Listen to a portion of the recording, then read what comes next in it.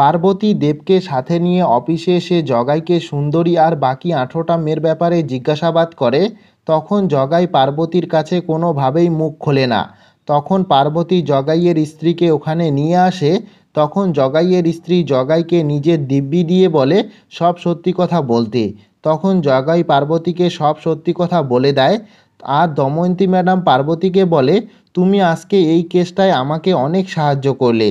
তখন পার্বতী দময়ন্তী ম্যাডামকে বলে, ম্যাডাম, আমার পক্ষে একা কিছুই করা সম্ভব ছিল না, আমাকে একজন সাহায্য করেছে।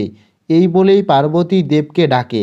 তখন দময়ন্তী ম্যাডাম দেবকে দেখে ধন্যবাদ জানায় আর বলে, আমি যত তাড়াতাড়ি সম্ভব ডিপার্টমেন্টে কথা বলে আপনার সাসপেন্ড তুলে নেব। আর তুমি এখন থেকে এই কেসটা নিয়ে পার্বতীর সাথে কাজ করো।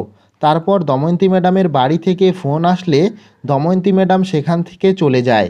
তখন দেব পার্বতীকে বলে, তুমি আজকে এখানে আমাকে নিয়ে এসে ঠিক করনি। আর তুমি আমার সাসপেনশন তুলে দিয়ে কি প্রমাণ করতে চাইছো? যে তুমি অনেক বড় অফিসার, তোমার অনেক ক্ষমতা? তখন পার্বতী দেবকে বলে, আমি কোনো ক্ষমতা দেখাইনি, আমি তোমার জন্য মরতেও পারি। তখন দেব তার হাত দিয়ে পার্বতীর মুখ চেপে ধরে।